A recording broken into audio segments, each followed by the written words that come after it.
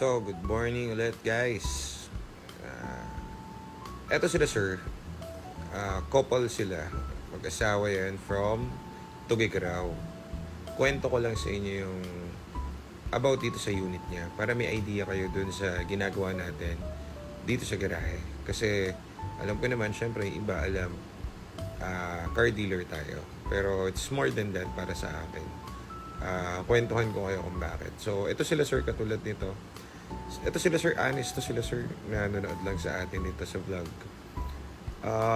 Di ko alam ba't pinanonood sa akin sa vlog eh.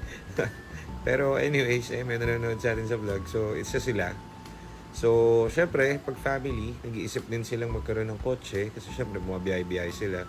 Si ma'am nag-work sa PGH, yung asawa ni sir. So, shoutout sa inyo. Ang nangyari, gusto nila ng kotse.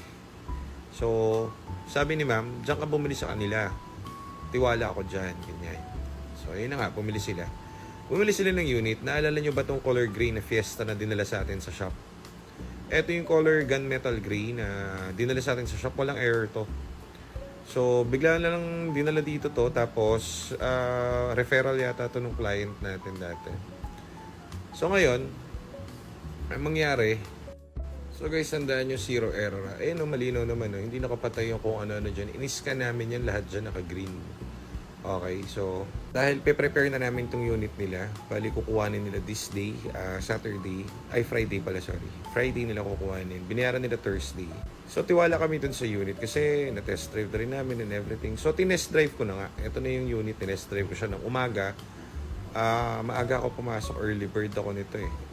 Siguro 7 nasa shop na ako kasi gusto ko to i-test drive para alamin kung ano pa yung kailangan. Pero sa ordinary kasi, lalo sa mga buy and sell or sa mga walang alam sa unit, syempre okay na yan. Kumbaga goods na yan. Wala namang error eh. Umaandar eh, no? Okay naman. Walang problema. Goods na yan. Pero tignan nyo, kanina pa ako nagda-drive. Nararamdaman ko yan, ang taas ng shifting oh. Pumapasok na tres. Paano nangyari yun? Takang-taka ako, sabi ko, ano to tres? Pero nag-shift guys ha. Ang tulin no. Diba? All good. So, sa mga hindi po makakaalam, okay naman po yan. Kasi working eh. Kung may error yan, magaan yan. Lalabas yung check engine. Pero ito yung sinasabi ko na yung mga client natin, binibigyan ko ng magandang laban. So, syempre sila sir, tiga-Tuguegarao yan. Doon nila dadalhin yung unit. Pwede natin sa kanilang ibenta tong unit na to. Pero I'm pretty sure, after a year, mapupudpud yung clutch niyan kasi ang taas ng RPM bago mag-ship eh. Also, hindi pa naman sila ganun kaalam mag-drive. So, agad-agad yan, kahit walang error, pinababa natin yung transmission sa ating mga malulupit na mechanic. Baba nyo ang transmission kasi nasikwat na rin ng isang mechanic natin, si Boss Edu. Kung walang code yan, tapos mataas ang shifting, isa lang ibig sabihin, pudpud yung clutch niyan. Kasi hindi yan mag-error kung pudpud ang clutch. So, eto, wala kami magawa sa sarili namin dahil hindi namin ginawa yung unit. Ginawa pa rin namin. So, ganyan tayo dito. Kung yung iba takot na takot magpagawa ng mga ganyan, transmission and engine, tayo niyayakap pa natin yan. So imagine niyo guys, sa labas makukuha niyo yung baba ng transmission 100, 150. Pag sinwerte pa kayo, maloloko pa kayo ng gumagawa. So tandaan nyo ito, pwede yung ibenta guys ha. Binabrag ko lang sa inyo kasi binibigyan ko ng magandang laban yung client. Kasi yung client nga, nagsabi naman, wala silang alam sa kotse. Tayo may alam. O edi, ang gawin natin tayo na lang ang umisip para sa kanila. So pag yan kasi mataas ang change ng gear or shifting, madali mapudpud yung clutch mo. Saka ito, tingnan mo, ang dumi na ng oil pan. So, nagban siya. So siguro yung first owner, madalang dinisin tong mag-change oil. Kaya ganyan, nagban siya na eh. So, wala.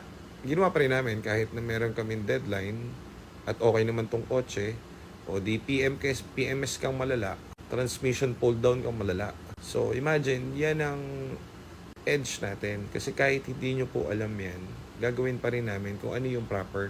Pag yan, pinalitan ng clutch at ng bagong shift port, kahit mag-drive lang si sir ng 1 taon, pabalik-balik, kahit huwag niya napatayin yung engine, magpabalik, gawin niyang taxi ang unit niya, pabalik siya ng Tuguegarao to Manila, kahit 1-2 taon, hindi po magkakaproblema yan kapag bago.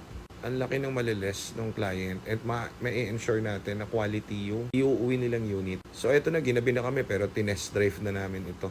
Ito na yung final outcome. 1 day lang yan guys, kaya natin mag-pull down ng tranny. So ewan ko yung iba kung ano yung problem nila dun sa paggawa sa Ford. Ang bilis gawin yan guys. Unlike sa Toyota, baka 1 linggo na, hindi pa ma-under pa rin yung Toyota, hindi pa rin nabababa yung tranny. Ganun lang kabilis ang tranny pull down yan. So ito ako guys, tingnan nyo. Testing ko na ulit, tignan mo. Nagsishift na siya ng tama. Diba? Hindi na siya 3. Sa 3 nag-shift. Mas mababa na. So, meaning nito is, mas maganda na yung clutch niya at yung shifting niya. Napansin nyo kanina sa 3 yan umaangat, diba?